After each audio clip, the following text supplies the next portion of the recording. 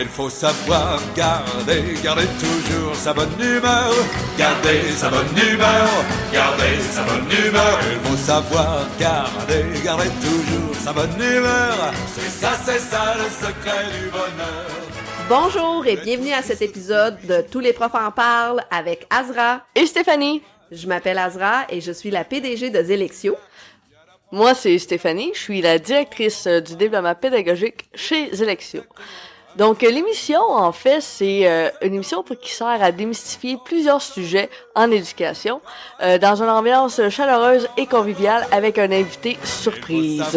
Garder toujours sa bonne humeur, garder sa bonne humeur, garder sa bonne humeur. Il faut savoir garder toujours sa bonne humeur. C'est ça le secret. Bonjour pour ce troisième épisode du balado Tous les profs en parlent. Aujourd'hui, nous avons le plaisir de discuter avec une invitée qui est très chère à nos yeux. Je lui laisse le plateau se présenter. Merci beaucoup. Alors bonjour, je suis Véronique Lacasse, psychoéducatrice. Depuis maintenant 10 ans, je travaille depuis plutôt 9 ans dans une école secondaire privée. Avant, j'étais au primaire et puis voilà. Passionnée par tous les défis et les beaux moments que ça apporte. C'est merveilleux. Merci d'être ici avec nous aujourd'hui. En fait, on est très heureux, Stéphanie et moi, de te recevoir parce qu'on va parler d'un sujet qui est très, très, très important pour nous, très important pour l'éducation, très important pour l'apprentissage et surtout très important pour les jeunes. Donc, on parle bien sûr du bien-être de l'élève. Alors, Stéphanie, pour toi, le bien-être, là, c'est quoi? Je pense que le bien-être, c'est vraiment une question d'épanouissement de l'élève. Donc, est-ce que présentement, il est bien, il est heureux, puis il est capable de se développer dans autant au niveau personnel que pour l'apprentissage. Donc, c'est essentiel dans une classe que les enfants soient dans une situation de bien-être, parce que c'est comme ça qu'on peut augmenter la zone proximale de développement. Tout à fait. Puis parlons-en de la pandémie qui a un effet néfaste sur leur développement, justement de bien-être, de la relation qu'ils vivent avec l'école, de la relation qu'ils vivent avec soi-même. Et toi, Véronique, je vais te poser la première question. Donc, selon ton expertise, ton expérience, comment peut-on définir le bien-être chez un élève? Une grande question. Oui. Mais de façon plutôt simple, là, et générale, je dirais que c'est plus un état positif, comme tu disais, où l'élève peut vivre aussi des réussites. Et dans différentes sphères. Par exemple, côté social, côté académique, côté dans sa famille aussi, comment ça va. Puis quand tu parles de développement aussi, c'est intéressant parce que un élève, et là j'ajoute déjà des nuances parce que un élève, je trouve que ça met de la pression. On peut dire, faut toujours aller bien pour réussir, tu sais. Par exemple, un élève qui vit des difficultés à la maison, mais pour qui l'école est un repère positif, justement, et il peut évidemment bien fonctionner à l'école et bien performer parce que pour lui, c'est un endroit où il se sent bien, où il se sent supporté. Et puis, donc, c'est ça, je mettrais un petit bémol, là, au bien-être parce que c'est un peu impossible de toujours aller bien aussi. Ben oui, c'est ça, un sujet complexe. Exactement. Exactement. On est des êtres humains, donc imprévisibles. Là. Oui, et très changeant, tu sais, à l'adolescence, l'intensité des fois toutes les émotions qu'ils peuvent vivre. Donc, à un moment, on peut se sentir dans une zone de bien-être, mais je pense aussi que le bien-être, c'est peut-être avoir la confiance que justement, si on vit un moment un peu plus difficile, on a des moyens pour gérer tout ça, améliorer la situation. On sent que il y a des gens autour de nous qui peuvent nous aider. Donc, j'ajouterais. C'est excellent, avoir les bons outils En Oui. fait, c'est ça qui fait toute la différence. Puis c'est ça qu'à l'adolescence, puis même pour les enfants, les plus jeunes, ben il manque un peu de maturité, ils ont moins d'expérience, et qu'ils peuvent se sentir rapidement démunis là face à une situation. Puis c'est là que les adultes autour d'eux, ben ils jouent un rôle important. Oui, avoir la conscience que si ça va pas bien, mais ça peut être éphémère. Donc être conscient de c'est correct. J'ai des outils, je peux améliorer et ça va être passé bientôt. Ou pas bientôt, mais au moins, il y a une question de temps qui peut être très une motivation aussi quand t'es conscient. Parlons un petit peu justement des outils, étant donné que tu l'as mentionné, il y a plusieurs adolescents qui sont démunis. En fait, il y a plusieurs adultes qui sont démunis, qui ont pas les outils nécessaires pour contrer à des problèmes, à des difficultés, parce que comme Stéphanie, tu l'as mentionné, on a envie de toutes des difficultés. Il y en a qui s'en sortent mieux que d'autres parce qu'elles sont mieux outillées. Il y en a que ça les affecte beaucoup plus, donc ils ont peut-être pas accès à des ressources. Quel type d'outils, si tu peux nous en nommer quelques-uns, là, on fera pas le tour parce qu'il y en a plusieurs, là, qu'un jeune peut avoir dans son sac pour justement promouvoir son bien-être, comme tu dis, dans les différentes sphères là, que tu as mentionnées? Ben, encore une fois, j'ai le goût de dire oui, il y a tous les moyens là qui existent, qu'on sait pour gestion du stress, par exemple, gestion des émotions, gestion un peu les habiletés sociales, gérer les conflits avec les autres, nos relations, comment entretenir les meilleures relations, parce qu'on sait qu'un élève, par exemple, qui pour eux c'est très important, l'aspect social, les amis. Si un élève vient de se chicaner avec son ami avant le cours, ça se peut très bien qu'il soit moins disponible là, aux apprentissages. Alors, bon, tous ces moyens-là qu'on peut prendre de... ben encore une fois, c'est des apprentissages, là. C'est apprendre... Des fois, ça va... en le vivant, quand je vis une difficulté avec mon ami, comment je sais que, bon, au lieu de essayer de le texter pour régler la situation, des fois ça empire, ben comment peut-être lui parler face à face. Après ça... reconnaître la panoplie d'émotions. Moi, il y a beaucoup d'interventions que je faisais, puis les jeunes étaient comme, ben, j'étais en colère. Puis là, t'es comme, est-ce que c'est vraiment de la colère? Puis finalement, ils étaient plus perplexes. Puis là, ben, c'est une émotion qu'ils savaient pas. Donc, être capable de définir un peu mieux, d'identifier le jeune, mais moi, je dirais plus l'être humain, parce que c'est des conseils aussi pour les adultes, là, de identifier correctement les émotions peut t'aider. C'est la aussi. première étape, là. Oui. Vraiment. Tout à fait. Donc, première étape, identifier les émotions comme il faut. Parce que c'est vrai que de la colère, il y a de la peur des fois, il y a du stress. Donc oui, c'est vrai qu'il faut décortiquer ça. Puis quand on comprend mieux ce qu'on vit, ben évidemment que c'est plus facile de le gérer après là. Ensuite, ben aussi dans mon travail, ce que je fais souvent, c'est faire attention aux recettes toutes faites. Parce que oui, on peut se dire, quand on vit une situation stressante, ben on utilise nos moyens de gestion du stress. Évidemment que c'est pertinent, mais justement pour des enfants ou des adolescents, des fois, ça leur parle moins, ça aussi. Ben, c'est sûr. C'est pas un one size fits all. Oui, exactement. Mais en fait, faut trouver une façon qui fasse des liens avec qu'est-ce qu'ils aiment aussi, ou qu'est-ce qui fait du sens pour eux.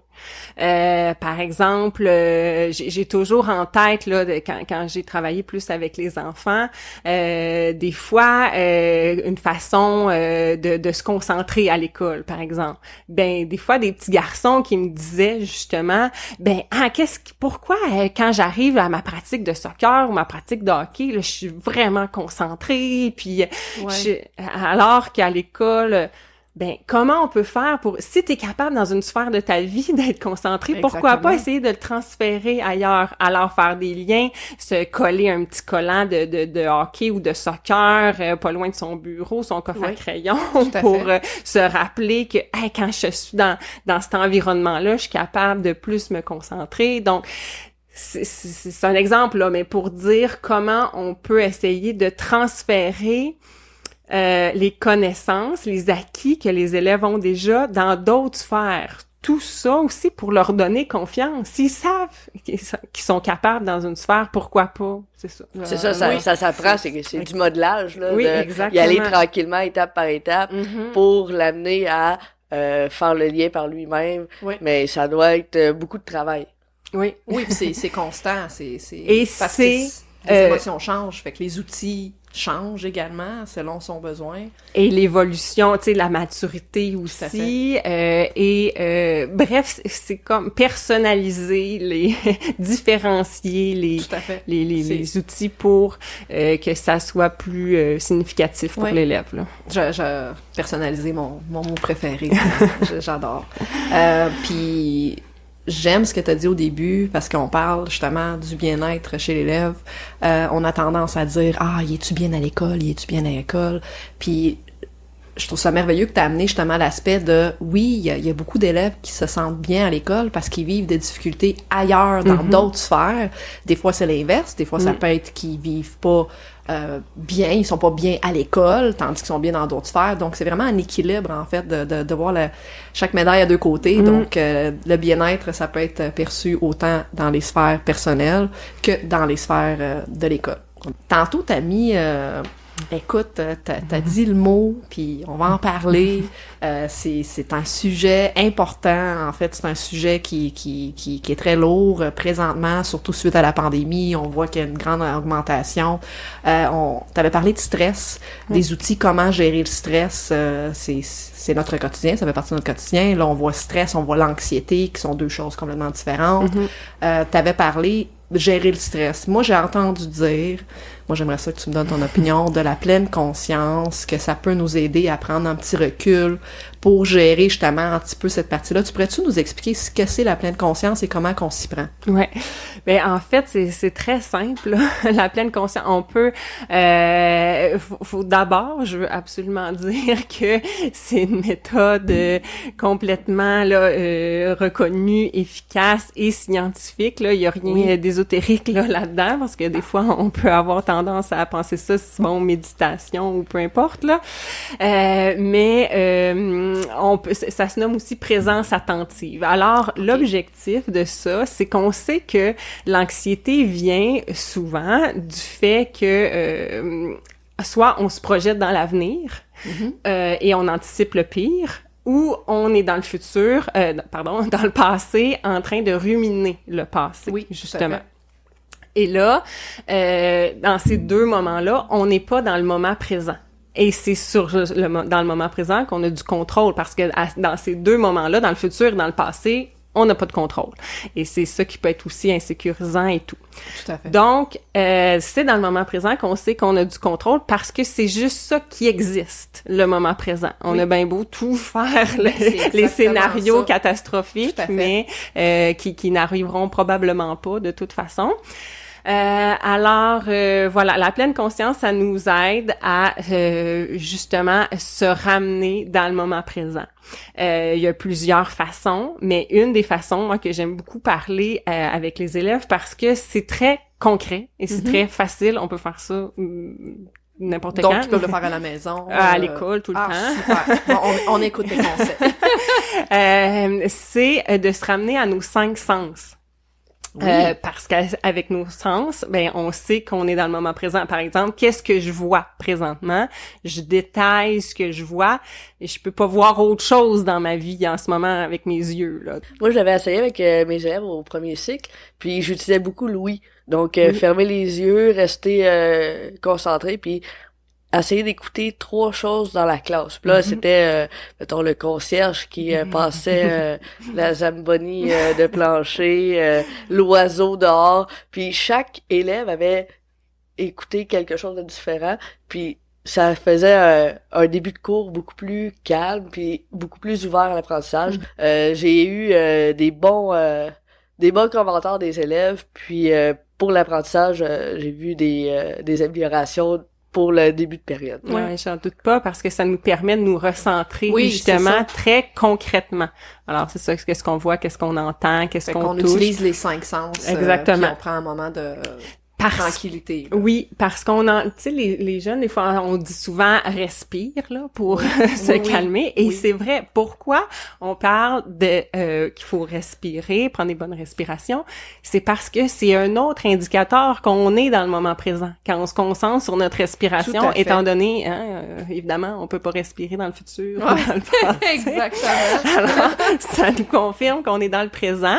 Mais c'est l'idée de regarder sur quoi j'ai du contrôle présentement. Donc, c'est pas obligé d'être 20 minutes, ça peut être un petit 2 minutes. Et même très rapide. Puis sur le besoin, ok, oui, présentement, je me sens anxieux, je m'assois, puis je fais un 2 minutes par moi-même, pas besoin de... Parce que sur Internet, il y a de plein, là, de pleine conscience, mais t'as pas besoin, si t'es capable tranquillement de l'apprendre, tu peux juste te concentrer 2 minutes. C'était justement, c'est ça que je voulais de s'entraîner. Ce que je dis aux élèves, là, c'est un entraînement du cerveau. Exactement. Parce qu'on est tellement habitués, et puis notre cerveau, la nature humaine, on est un peu comme ça, justement, à se projeter dans le futur, à repenser au passé aussi, qu'il faut entraîner notre cerveau. C'est aussi puis simple c'est de la que ça. constance, en fait, parce que je sais que j'avais entendu que plusieurs enseignants, c'est merveilleux, ils le faisaient dans leur classe, mais il faut avoir de la constance, de la répétition, comme tu dis, c'est un muscle, donc bon, il faut le faire à répétition. Il faut que le jeune également puisse ramener ça à la maison, puisse ramener dans ses différentes sphères, justement, où est-ce qu'il faut qu'il se concentre, puis il prend justement sa respiration, puis il dit, OK, attends un peu, ce qui existe, c'est présentement. Donc, si on peut donner ça aux jeunes pour la pleine conscience, puis lui dire, on comprend que tu stresses pour l'examen, t'as de l'anxiété vis-à-vis un travail que t'as à remettre, on comprend, mais prends 2 minutes, 5 minutes pour respirer et vivre ta pleine conscience au moment présent. Et regarder sur quoi tu as du contrôle. Est-ce que tu t'es préparé? Comment tu t'es préparé? Est-ce qu'il te reste du temps pour, soit aller poser des questions ou peu importe? Donc, c'est l'importance de la pleine conscience. Ça a un impact quand même majeur sur le bien-être du jeune. Et également, Stéphanie, comme tu as mentionné, toi, tu l'as utilisé dans tes cours, ça a un impact direct sur l'enseignement, sur ta période enseignée. Surtout sur la gestion de classe. Exactement. Parce que on baisse aussi le niveau d'énergie. T'es pas obligé d'avoir la formation complète. Tu peux juste dire, OK, présentement, on va travailler l'ouïe, on va travailler la vision. Alors, avec des élèves aussi, j'avais affiché un cherche et trouve avec 6 objets sur le projecteur. Puis on dit, OK, là, on va se concentrer à chercher les objets, mais dans le silence. Personne crie, je l'ai trouvé. Après 2 minutes, on va dire, OK, qui l'a trouvé, ainsi de suite. Mais il était très concentré. Personne pensait à son examen du cours d'après. Donc, ça peut être tout le temps des petites idées comme ça. Donc là, pour entamer un peu la discussion sur le bien-être et le développement, moi j'ai une très bonne question, Véronique, Stéphanie, pour vous deux. J'ai hâte d'entendre votre opinion. Quels sont les signes, en fait, à reconnaître pour agir en prévention? Parce que ça, c'est quelque chose qui peut être intéressant autant pour l'enseignant, autant pour le parent, autant pour toutes les personnes impliquées. Donc, c'est quoi les signes et comment qu'on peut agir? Mais une des choses, je pense qu'on va être d'accord pour dire que la prévention passe souvent par le lien. Oui, la relation. La relation avec l'élève. Donc, relationnel, très important. Je pense qu'en apprenant à connaître nos élèves, ça fait qu'on connaît leurs particularités et surtout, on peut remarquer les changements. Moi, c'est un peu ça, c'est quand on voit qu'un élève, un matin, on sait que cet élève-là est du genre à être fatigué, prendre le temps là de se réveiller et pas trop d'humeur, on s'inquiète pas nécessairement. Mais c'est plutôt un élève qui est enjoué d'habitude, qui là arrive, qui a l'air triste, et que là, on peut avoir une petite lumière rouge qui allume. Mais c'est ça. Puis et évidemment, si on a créé un lien, mais ça veut dire qu'on est à l'aise d'aller le voir pour dire t'as pas l'air d'aller bien ce matin, là. Oui, puis pour la création de liens, en fait, on en avait parlé au deuxième balado, où est-ce qu'il y a différentes façons d'établir un lien avec le jeune. Là. Ça peut être à travers des questions, ça peut être à travers l'extérieur de la classe, lors de différentes activités. Mais c'est ce lien-là qui va nous permettre de bien prévenir, puis en même temps voir les signes du bien-être, en fait, qui se détériorent dépendant de la journée. C'est ça, moi. J'allais aussi parler de changement, mais l'enseignant, faut qu'il soit attentif. Des fois, ça peut être par une évaluation que tu vois que c'est différent. En effet. Mais sois attentif. on va pas prendre la conclusion que c'est parce que il a pas assez étudié. Non, peut-être que c'est plus gros comme problématique. Donc allez creuser, soyez attentifs si s'il y a un changement, puis ça peut être dans les deux cas différents. Tu sais, ça peut être dans une baisse de notes, mais ça peut être dans une très très hausse note, pis là, l'élève est focus complètement différent, mais ça se peut aussi que il y a un problème un peu plus grand. Oui, puis ça peut être autant... Moi, j'en ai vécu dans mon expérience des élèves qui devenaient un petit peu plus irritants, plus rapidement. Donc, c'est pas toujours relié à l'aspect qu'ils sont tristes ou qui parlent moins. Des fois, ils vont aller dans l'autre sens, ils vont rentrer dans la classe, puis là, ils vont être hyper turbulents, puis je suis comme, attends un peu... Qu'on le reconnaît pas, exactement, là. c'est pas dans tes habitudes, ou ils vont avoir tendance à piquer un peu, à faire de la provocation, donc c'est sûr qu'habituellement, ça, c'est des signes qu'il y a une petite alarme qui allume là auprès de l'enseignant, puis dire, OK, il y a quelque chose qui se passe, là. Puis là, c'est justement trouver c'est dans quelle sphère. Oui. Parce que ça se transfère d'une sphère à l'autre, fait que peut-être qu'il vit quelque chose dans sa sphère familiale, que ça va pas bien, puis là, ça va ressortir dans sa sphère académique auprès de l'école. Fait que là, il faut aller trouver, il est où le bobo, en Exactement. fait. La base, puis la prévention, c'est ça. Pour éviter que toutes les sphères soient affectées, faut faire de la prévention pour cibler, intervenir. Tu sais, il y a des enseignants qui ont évidemment beaucoup d'élèves et qui ont pas nécessairement le temps. Dans les pauses, ils changent de locaux et tout. Bref, vous connaissez la réalité. Oui. Ben, en fait, c'est ça. J'adore que t'as mis la lumière là-dessus. C'est, tu sais, on parle là en podcast, on dit plein de belles choses. On se dit, hey, on reconnaît nos élèves, mais il y a quand même la réalité que moi, j'avais 168 élèves à chaque année et on changeait de local, donc on n'avait pas toujours cette opportunité-là ou ce temps-là, donc il fallait trouver le temps, mais il faut tenir compte de la réalité qu'il y a quand même... Puis il faut tenir compte aussi que ça se peut, je parle au secondaire, que ça soit pas toi, l'adulte significatif, c'est ce que puis j'allais dire. il y a un autre adulte significatif, mais tant que dans l'école, il y en a un, l'élève va être bien encadré. T'as le droit de pas avoir la cape de super-héros pour tous les élèves. En fait, c'est pas t'as le droit, ça va être ça. Oui, c'est la réalité.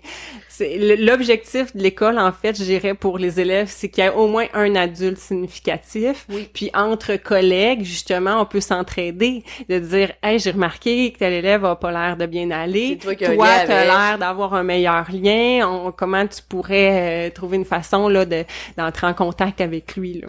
Oui, parce que des fois, on a tendance à mettre tout le bien-être de l'élève, les encadrements sur le tuteur, le prof répondant, mais même si c'est dans sa tâche administrative, peut-être que c'est pas le prof répondant qui est significatif. Réel. Donc, l'impact et le pouvoir d'intervention va être différent.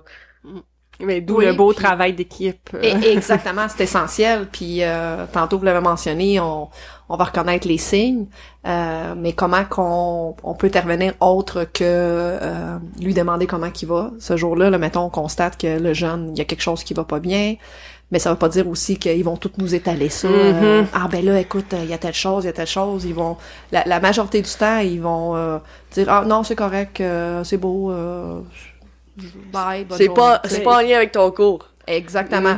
Donc, est-ce qu'il y a d'autres étapes à part juste demander comment ça va? Est-ce qu'on Ben, on va s'informer auprès des collègues, en fait, par la suite? Oui, si, pourquoi pas. Moi, j'aurais deux choses à dire en lien avec ça. C'est que des fois, c'est semer des idées. C'est justement de dire peut-être qu'à la fin du cours, on sait pas qu'est-ce qui se passe dans la tête de cet ado-là, mais de dire oh là le prof me parle juste à moi, j'ai peut-être l'air bizarre. Alors c'est ça, c'est peut-être l'idée de se trouver une façon plus subtile, de lui parler plus discrète. Oui. Mais aussi j'ai le goût de dire, puis là sans mettre de la pression supplémentaire sur les profs, mais ou les adultes de l'école et même les parents parents, mais c'est peut-être dans notre attitude en général. Si l'élève voit, parce qu'il y en a des très observateurs aussi, voient que on est une personne ouverte en général, quand on discute un peu de tout et de rien, que on peut être à l'écoute, qu'il a déjà vu remarquer on avait l'air de parler là avec un élève d'une situation peut-être plus personnelle ou délicate. Alors c'est toutes des choses qui emmagasinent, oui. qui se disent comme OK, ben cette personne-là, si un jour j'ai à m'ouvrir, ben je sais que je serai peut-être pas extraterrestre là parce que c'est déjà arrivé. Donc être bienveillant dans nos approches peut encourager l'élève à aller vers toi. Oui. Puis aussi, aller chercher les ressources à l'école, comme une psychoéducatrice de l'école. Il y a différents intervenants dans le milieu scolaire auxquels on peut s'informer. Donc, c'est pas toujours à l'enseignant que l'élève va s'ouvrir. Ça peut être justement lors du service de garde, ça peut être lors d'échanges avec le surveillant, ça peut être... donc, c'est important. Oui, tout à fait. Donc, comme tu dis, s'il y a une petite alarme qui dit ça a pas l'air de bien aller, et comme Stéphanie elle a mentionné, on n'a pas toujours la cape de super-héros, mais on peut quand même faire les démarches pour justement la personne qui va être qui a une bonne relation avec cet élève-là pourrait faire les démarches de son côté. Donc on fait le survol de toute l'équipe, de tous les adultes, puis même parfois auprès des amis. Élèves, c'est ça j'allais dire. Exactement. Parce que des fois, c'est eux autres qui vont nous donner plus de... Qui sont nos meilleurs alliés parce que si on peut passer par un ami pour dire hey, justement, ton ami a l'air de moins bien aller, vous pourriez venir ensemble parce que des fois, aller voir un adulte tout seul, c'est plus intimidant ou tout ça. J'aime ça. Moi, ça m'arrive souvent là que c'est même l'élève qui commence à parler de la situation, là, qu'un élève est plus timide ou moins à l'aise d'en parler, mais l'ami brise la glace, là. Donc, la force et l'importance du réseau, finalement. Exactement. Ouais. Génial. Puis j'ai le goût de dire aussi comme moyen, ben des fois justement là à l'adolescence, c'est comme tout est intense, hein? Oui, c'est fois un million. Toutes les émotions qu'on vit, c'est exactement, il y a une intensité là, qui vient avec ça. Ben encore une fois, deux choses à dire en lien avec ça. Les adultes qui reçoivent ça, parce que nous, des fois, on peut, sans le vouloir, à peut-être juger un peu ce qu'ils vivent, dire ben voyons là, c'est pas si important, puis ça peut transparaître dans notre intervention ou dans notre approche avec eux, tu sais, de minimiser un peu ce qu'ils vivent, mais pour eux c'est le centre de leur univers et c'est vraiment tout bascule puis il peut pas se concentrer, mais parce que il y a quelque chose qui se passe puis c'est important pour eux puis qui peut nous sembler peut-être un peu banal ou banal, ça, mais c'est ça, de pas minimiser ce qu'ils vivent.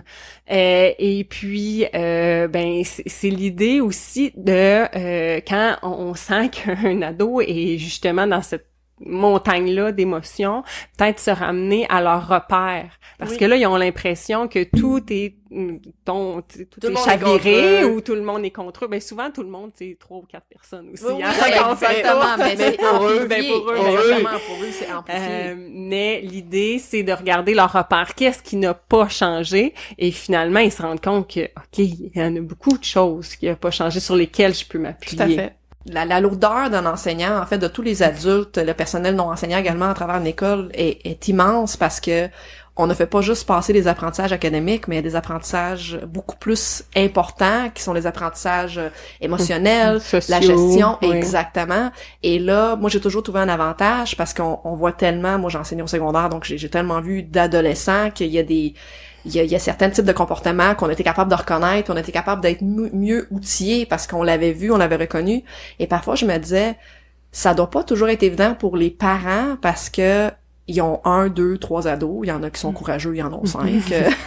Mais ils se retrouvent avec la seule connaissance qu'ils ont vécue, c'est leur connaissance personnelle. Donc, pour eux, ils se disent, ben, moi, quand j'étais ado, c'était comme ça, donc ça, c'était normal. Mais ce que leur ado vit, ils comprennent pas, puis ils se posent souvent des questions. Donc, c'est plus pour faire un petit signalement. Parlez-en aux enseignants, parlez-en à l'équipe de l'école, parce qu'ils voient votre jeune à temps plein. Ils sont là en première ligne. Et peut-être que c'est ça, les parents, puis avec raison, hein, l'adolescence, il y a comme le détachement un peu avec la famille pour s'allier plus avec les gens extérieurs, les amis et tout. Donc peut-être que les parents peuvent avoir cette impression-là, et c'est ça qui est normal. Il y a un peu du détachement familial, donc c'est normal, mon enfant me parle pas, mais c'est quand l'enfant ne parle à personne que exactement. Mais c'est pour ça qu'il faut questionner. Oui, il faut écrire aux enseignants, ben écoutez, il y a d'autres personnes est-ce qu'il fait la même chose à oui, l'école? Est-ce que c'est juste en lien? Parce que oui, c'est tout à fait normal. Ils veulent avoir leur vie privée, leur intimité. Mais je pense que ça peut une belle bienveillance de la part des parents aussi d'aller questionner des différents types de comportements que pour eux, encore là, ils ont pas nécessairement les connaissances puis la compréhension vis-à-vis ça. Fait qu'il n'y ait pas de gêne à poser des questions. C'est un travail d'équipe. Encore une fois. Ça implique tout le monde. Élever, il y a l'expression, hein, pour élever un enfant, ça prend un village, mais c'est exactement ça. L'école, c'est la même chose. Un enseignant, c'est pas juste là pour évaluer et passer des apprentissages. C'est un pilier pour le jeune, pour la majorité des jeunes. Il est là, c'est une personne de référence, mais c'est une personne qui travaille en équipe avec les parents. C'est ça, j'ai le goût de dire encore plus important à l'adolescence, l'idée du village, parce que les parents peuvent avoir un sentiment, c'est ça, de perdre un peu de contrôle ou l'information ou le contact. Oui. Puis encore une fois, c'est pas toujours ça non plus là. Non, c'est la perception. Oui, c'est la perception. J'ai des parents qui m'avaient déjà dit parce que je parlais de leur enfant, puis ils me regardent, puis ils font on dirait que tu parles de deux personnes différentes. Puis c'est correct parce que il y avait besoin d'autonomie, détachement familial, mais cette personne-là, ce jeune-là, il était bien-être. Mais moi, je vais conclure la phrase en disant c'est ça la différence entre la réussite éducative puis la réussite scolaire. L'école, ça sert pas seulement à avoir des résultats puis d'avoir un diplôme. C'est la réussite éducative, c'est de développer l'être dans son entier. Puis c'est pour ça que on parle beaucoup de relations, de développement, d'émotions, mais pourquoi? Parce que c'est ça l'être humain. C'est tout à fait. T'as mis exactement le point dessus. On le sait déjà, l'importance du bien-être par rapport à l'apprentissage. Mais moi, je veux savoir jusqu'à quel point que la relation enseignant-élève peut influencer le bien-être de l'élève. Toi, Véronique, comment tu vois cette relation-là? Jusqu'à quel point qu'elle peut impacter l'apprentissage? Encore une fois, une grosse question qui peut être un peu nuancée dans le sens où pour un élève, peut-être que la relation est moins importante.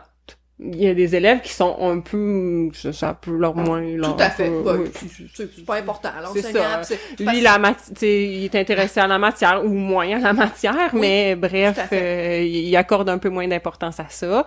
Mais j'ai le goût de dire pour des élèves que, pour qui c'est important d'être en relation et d'être en bonne relation, ben évidemment que ça a un lien. Puis des fois, c'est ça la beauté de la chose, c'est ça sera pas clair pour l'élève que c'est important pour lui la relation. Par exemple, un élève justement opposant. Oui. Qui peut justement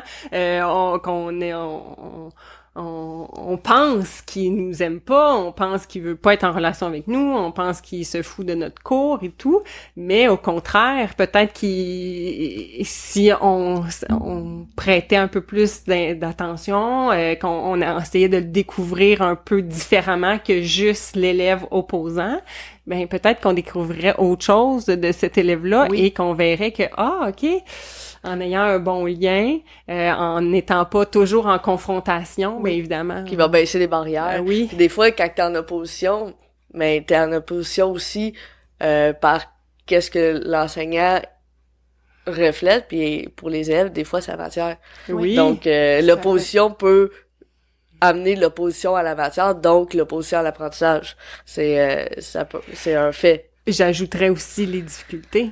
Oui, ça c'est une bonne barrière, ça.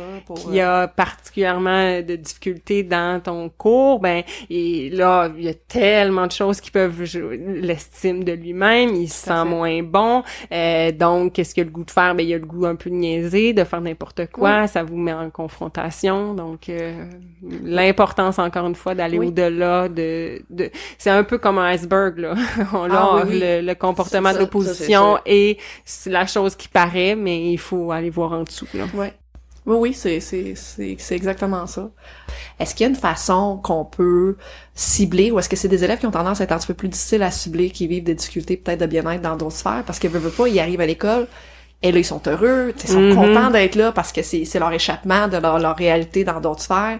Est-ce que c'est eux qui sont un petit peu plus difficiles à cibler versus des jeunes qui arrivent à l'école puis ils veulent pas être là, ça leur tente pas. Ouais. Là, on va les voir. Fait que toi, dans ton expérience, c'est-tu quelque chose qui t'avait un petit peu plus de difficulté Ben, c'est sûr que percevoir? les comportements intériorisés sont plus difficiles à voir. Hein. Tout ce qui est anxiété, tout ce qui est dépression, tout ce qui est justement, l'idée aussi de se mettre un masque, hein, une carapace, une carapace, tous les synonymes de ce genre. Mais oui, pour à l'adolescence aussi, n'importe quand, mais de pas laisser paraître non plus ce qui va moins bien parce que soit on a honte, soit on veut pas que la perception des autres sur nous change, on veut pas apporter de la pitié souvent. Donc il y a toutes ces distorsions là tranquillement à changer. Je ne comprends pas qu'est-ce qui se passe aussi. Si selon moi, peut-être que tu vas pouvoir confirmer Véro, si l'élève a dans sa sphère familiale un problème, un mal-être, est-ce que à la dernière période de la journée, tu vois, tu sais, ça se peut qu'il y ait un comportement un peu plus changeable parce qu'il sait qu'il retourne à la maison. Puis je dirais que peut-être que vous avez remarqué ça aussi dans vos classes, mais la dernière journée avant les vacances de Noël, il y a souvent une fébrilité, des fois qu'on a de la difficulté à expliquer, mais souvent, moi j'ai vu que c'est Noël, c'est beau, mais c'est pas toujours, c'est souvent toujours beau non plus, donc oui, effectivement que ça peut... oui, parce qu'on voit vraiment les deux extrêmes, là. On a ceux qui sont heureux de s'en aller, puis mais je pense qu'il y a ce stéréotype-là qui embarque, qui se dit, c'est parce qu'il aime tellement l'école qu'il est triste, mais on n'a pas tendance à pousser plus loin. Justement, c'est un peu l'aspect de... On entend ceux qui crient le plus fort, mais comme tu as dit, les comportements intériorisés de ces personnes-là, en fait, ça peut être aussi dangereux, ça peut être une lourdeur pour le jeune. Fait que est-ce qu'il y a une façon, parce que malheureusement, on aimerait ça vivre dans un monde parfait, puis on a des aspects, on a des perceptions différentes sur ces jeunes-là. Est-ce qu'il y a une façon, à part, tu sais, de surveiller la dernière période, est-ce qu'il y a une façon, il y a des tests qu'on peut passer à des jeunes parfois dans l'année, tu sais, un Google Form ou quelque chose pour nous donner une petite idée de comment ça se passe, pas juste à l'école, mais à l'extérieur de l'école, parce que c'est pas quelque chose qui se fait nécessairement, puis malheureusement, dans les écoles, de nos écoles, dans le fond, on est très centré sur la réussite scolaire, on est très centré sur le profil académique, mais l'académique est relié automatiquement avec le profil. Exactement. Un ne va pas sans l'autre. Puis moi, je le sais que le décrochage émotionnel vient toujours avant le décrochage scolaire. Donc, c'est toujours ça qui devrait être priorisé avant l'académique. Mais malheureusement, il y a pas de test nécessairement. Est-ce que toi, il y a une façon dans ton expérience que tu pouvais cibler? Est-ce que tu attendais les réponses de la part des enseignants qui venaient te voir à ton bureau, ou est-ce que c'est quelque chose que tu proposais au personnel, disais, écoutez, faites un test, juste pour voir comment ça va à l'extérieur des murs de l'école, parce que c'est ces jeunes-là qui sont à risque aussi. Oui, c'est sûr que l'idée d'une espèce de test un peu confidentiel, là, pour, puis souvent par écrit, quand on n'est pas obligé de parler directement, ça peut être une excellente idée, pour mieux, tu sais, un petit test, c'est sûr qu'au début de l'année, il n'y a pas de lien de créer, fait que peut-être que l'élève va être moins... non, c'est mais ça, mais au cours de l'année, ça peut être intéressant. Sans être un moyen, mais j'ai le goût de dire aussi que, encore une fois, dans l'idée de travail d'équipe, quand on parle de tous les types de comportements, c'est bien que, évidemment, dans une école, les adultes, il y a de tout type d'adultes qui vont correspondre à tout type d'élèves. Un élève un peu plus gêné, qui, justement, va moins bien, mais peut-être qu'il va s'identifier à un adulte qui est, justement, pas l'adulte qui prend peut-être trop de place, mais qui il peut avoir une belle connexion quand même. Fait que, bref, l'idée de variété. Oui, tout à fait. Fait que, d'où l'idée, c'est ça, d'avoir, pour éviter qu'un élève passe dans les mailles, là, oui, mais c'est ça. En fait, c'est ça qu'on essaie d'éviter, parce que c'est toujours ceux qui sont introvertis qui passent ceux qui crient fort, on les voit, on les entend, mais il faut en prendre soin de ceux-là qui peuvent passer à travers les cracks. Inaperçus un peu plus. Exactement. Fait que justement en parlant de tests, ben là vous me voyez venir un peu moi ce que j'adore chez Elexio, c'est qu'on a le bilan. On va parler un petit peu du bilan, pas trop en détail, mais juste expliquer parce que pour moi, c'est essentiel, pour Stéphanie et moi, en fait, c'est essentiel d'avoir un test qui nous permettra d'avoir un portrait émotionnel du jeune.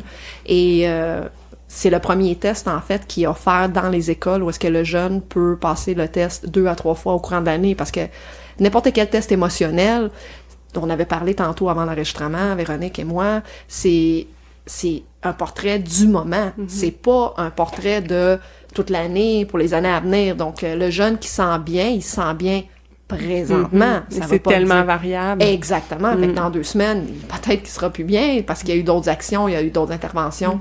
Donc, pour ce qui est du bilan, on va en parler un peu juste en détail parce que c'est vraiment un test émotionnel qui pose des questions aux jeunes. Puis après ça adresse avec un algorithme, un portrait global, une boussole émotionnelle avec des différentes couleurs qui se varient sur 18 activités pédagogiques qui vont lui permettre d'avoir une couleur juste. Donc, est-ce que le jeune vit de l'anxiété? Est-ce qu'il vit de l'ennui? Est-ce qu'il vit du décrochage? Est-ce qu'il se l'indifférence? Exactement. Ou est-ce qu'il se trouve à être dans son flow? Flow qui est sa zone proximale de développement, qui est bien sûr identifiée avec la couleur verte. Donc, par exemple, toi, on t'avait partagé le test, Véronique, pour que tu puisses le voir un peu. Puis on trouve ça extraordinaire parce que quand on a introduit ça dans les écoles, puis les enseignants qui ont pu accéder au profil, ils ont trouvé ça extraordinaire parce que c'est pas non plus, on l'a pas mentionné tantôt, mais c'est pas donné non plus à tous les enseignants de créer des relations avec des jeunes puis de comprendre l'état émotionnel de chaque. On est tous différents. On a des enseignants qui sont hyper proches de leurs élèves, qui sont extraordinaire à créer des relations, mais ça va pas dire que ça vient aussi facilement pour un autre enseignant. Peut-être que lui, il faut qu'il fasse le doublement d'efforts, le triple d'efforts. Puis il y a d'autres enseignants que pour eux, c'est pas une priorité. Puis il y a pas de c'est pas mal ou c'est bien, en fait, c'est vraiment, mais il faut qu'il y ait un outil qui va leur permettre de comprendre comment que les jeunes se sentent dans leur classe. Puis c'est ça qu'on trouve intéressant avec la boussole. Stéphanie pourra en rajouter, c'est que ça nous permet justement d'avoir une idée globale du moment du jeune, comment il se sent dans la classe. Puis avec moi, qu'est-ce que j'adore, c'est très concret pour les enseignants parce qu'en plus d'avoir le bilan émotionnel, on a des interventions pédagogiques pour favoriser le bien-être de l'élève. Si l'élève il vit de l'anxiété quand il a le rôle de leadership, mais l'enseignant, lui, quand il connaît ça, puis qu'il le sait parce que sinon il n'y aurait pas eu un test pour le faire, mais ça se peut que quand il forme les équipes, il va mettre un leader avec cette personne-là pour que l'élève ait pas cette charge mentale que lui, ça crée de l'anxiété. Fait qu'il va pouvoir travailler, apprendre dans une meilleure ouverture. Et c'est exactement ça, puis parce que moi, je trouve qu'il faut normaliser ce type de test-là dans les écoles. Je pense que le type de test, comme tu as dit à l'anonyme, où est-ce que le jeune, il prend en considération, pas juste le jeune, mais tous les adultes autour de lui, comment il se sent, pas juste comment tu te sens aujourd'hui, je vais bien, t'as-tu bien mangé, oui, j'ai bien, mais tu sais, aller au-delà de cet aspect-là, toi. Plus en profondeur. Exactement, puis je pense que on le fait pas dans les écoles, puis ça devrait être quelque chose tout à fait qui est normalisé, qui est fait au mois, aux étapes, selon des différents cycles, parce qu'il y a du stress qui est vécu, de l'anxiété dans différentes périodes. C'est une routine d'école. Exactement, ça devrait être justement qu'il fasse partie du quotidien de l'année scolaire, puis il y a un test qui va permettre justement aux enseignants de s'adapter, adapter leurs interventions pédagogiques, adapter leur matériel, la planification. Donc puis l'autre chose aussi pour les enseignants, c'est que le test peut être aussi fait globalement, donc pour tout l'ensemble du groupe. Oui, donc là, on connaît pas chaque individu, mais tu sais que ce groupe-là, eux autres, ils s'ennuient quand ils travaillent en équipe. Donc là, en tant qu'enseignant, tu fais OK, je vais faire quand même du travail d'équipe, mais je vais en faire moins que l'autre groupe que lui, il performe très bien en équipe. Oui, puis c'est comme ça qu'ils sont stimulés. Donc en ayant des résultats de groupe, tu peux aussi différencier. Oui, et c'est tout le temps notre mot préféré. Différencier. Et personnaliser. Mais moi, ce que j'ajouterais à ça que je trouve intéressant, c'est trouver n'importe quelle façon, puis là, si ça passe par un test, ben c'est super, de travailler l'introspection chez les élèves, parce qu'ils apprennent à se connaître. Et quand on apprend à se connaître, ben évidemment, un peu comme on disait tantôt, pour le bien-être, on prend confiance que, OK, moi, j'ai tendance à réagir de telle façon dans telle situation, puis, on prend confiance, on sait qu'on va développer certains moyens, puis on est moins au dépourvu de « je me connais pas, je sais pas c'est quoi mes réactions, j'ai jamais pris le temps de réfléchir à ça ». Encore une fois, dans l'idée de développement global d'un être humain. Ouais. Mais comme Zelexio, est-ce que il y a plus de perte de données? La problématique, c'est que lorsqu'il change d'un niveau à l'autre, qu'il change d'un enseignant à l'autre, l'enseignant, il garde ses informations, c'est sur papier, c'est dur à transférer s'il change d'école, donc on est en 2022, on a la capacité justement de tout avoir les données à une seule place sur un nuage qui soit transférable d'un enseignant à l'autre. C'est la même chose pour l'état émotionnel du jeune. Donc en ayant un bilan comme le bilan Zelexio 2.0, ça permet vraiment à l'enseignant d'avoir un portrait sur comment que le jeune se sent dans sa classe vis-à-vis des activités pédagogiques telles que travailler en équipe, prendre la parole, utiliser son corps, en fait, c'est différentes activités. Mais là, je vois le temps passer. Écoute, on aura beaucoup de plaisir à discuter. En fait, on préfère une deuxième partie parce que on a tellement de choses à dire. Mais on s'arrête pas là parce qu'il reste une vraiment belle dernière question pour notre invité. On n'en a pas fini, Véronique. Comment? Une autre question? Yes! Donc, pour conclure ce super balado, quels sont les conseils de pro, donc de toi, que tu aimerais dire à un enseignant qui décide de mettre de l'avant le bien-être de ses élèves dans sa pédagogie? Toute une question. Wow! Mais pour rapidement comme ça, j'ai le goût de dire, un peu comme tu disais, de le voir comme un investissement, de voir que c'est du temps qui est évidemment pas perdu là, qui fait que qui va aider à désamorcer des situations difficiles. Ouais. De le voir aussi comme on disait en prévention, de dire si j'ai appris à bien le connaître, si j'ai appris à bien créer mon lien, il va arriver des situations difficiles, mais ils vont être moins pires. Ouais. Je vais mieux savoir comment les gérer.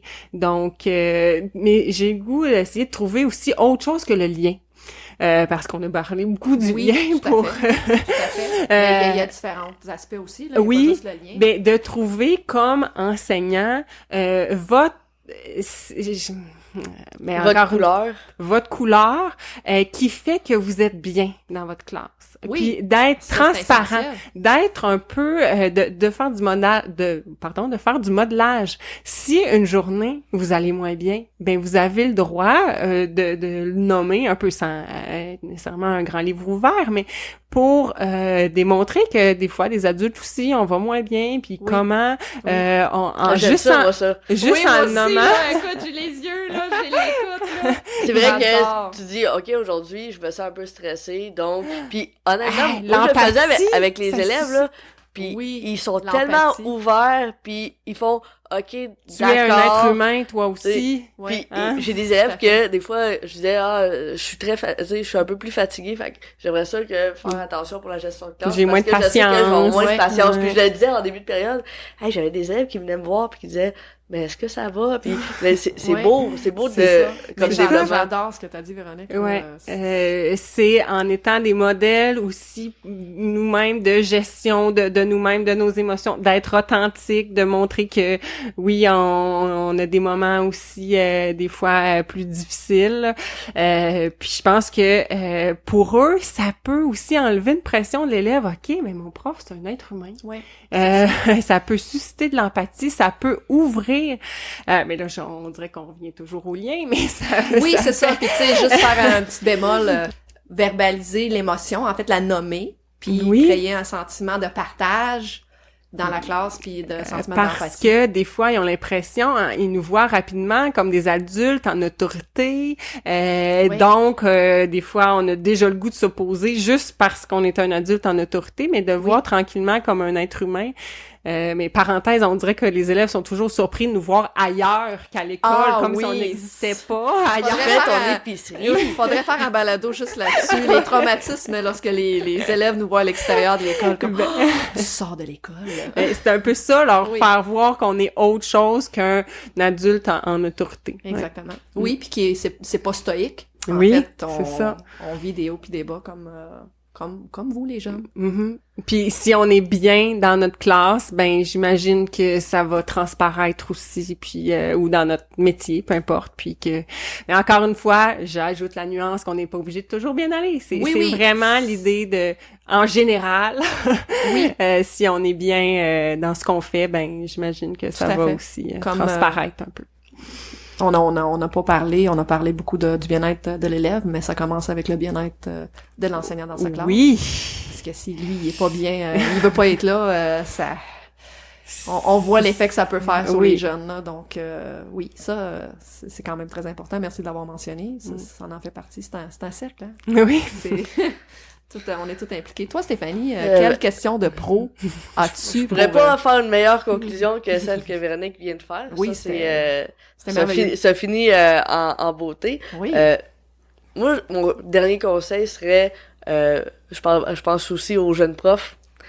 Oui. T'sais, donne-toi le temps, planifie. Des fois, au début, tu vas trouver que ça a l'air fake, entre guillemets, mais ça se planifie.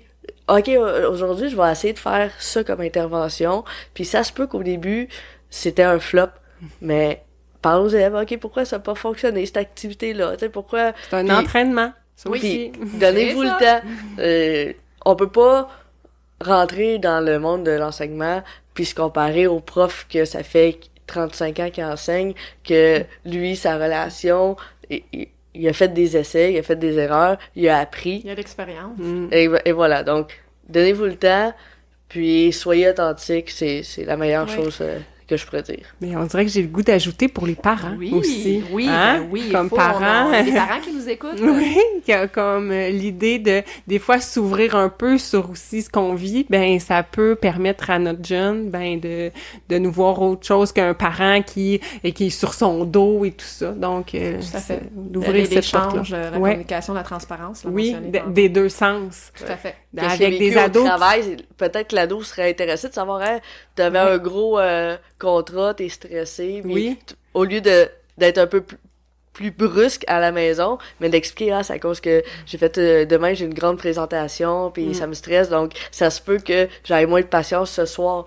Oui, puis dire, ben c'est comme toi, quand tu fais des gros examens, tu vois, on se rejoint par un lien. Bon, voici le mot. La vraie conclusion. Exactement. Mais écoute, c'est extraordinaire, j'adore ça, ça a été vraiment un bel échange, Véronique. Ben merci à vous. Merci d'avoir été là, merci d'avoir partagé ton expertise, ton expérience, puis ta vision des choses. Je pense que ça fait plaisir. On rêve toutes et tous d'un monde meilleur où est-ce que le jeune il est respecté à sa juste valeur, puis il est pris en considération avec tout son rayonnement et ses couleurs uniques. Donc merci. Alors, on espère te revoir dans un autre balado, en espérant qu'on n'a pas été... Oui, exactement, qu'on n'a pas été trop pénible, que ça a bien été. Parfait, merci. Sur ce, merci beaucoup à nos auditeurs, auditrices qui nous ont écoutés et qui continuent à nous écouter. Je vous invite à consulter zelexio.com pour tous vos besoins en évaluation et également pour connaître davantage le bilan Zelexio 2.0. En fait, pour commencer à différencier vos interventions selon le bilan émotionnel, ça va être le début, c'est de s'informer. Donc, allez voir le site internet, il y a toutes les infos. Tout à fait. Ben merci à tous ceux qui nous écoutent. On vous souhaite une bonne semaine. Merci, au revoir. Il faut savoir garder toujours sa bonne humeur. Garder sa bonne humeur. Garder sa bonne humeur.